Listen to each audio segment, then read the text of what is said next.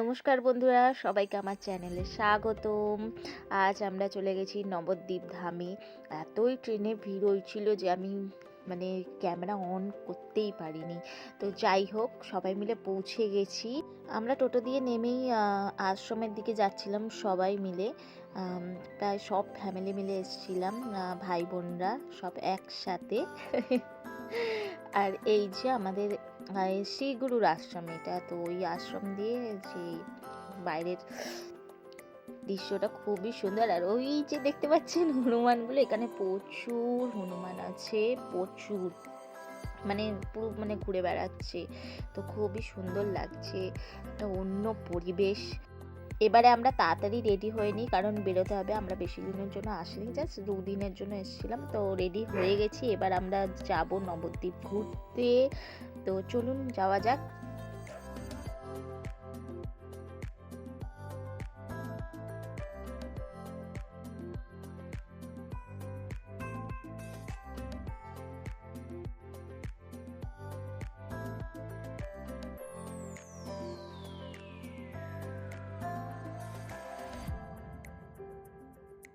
এখানে মাছগুলোকে মনে হয় কিছু একটা খেতে দিয়েছিল, তো তাই জন্য দেখুন সব কটা কিলবিল কিলবিল করছে। খুবই খুবই খুবই খুবই ভাল লাগছে, দেখতে সুন্দর লাগছে। আরও অনেক কিছু, আপনারা দেখতে থাকুন।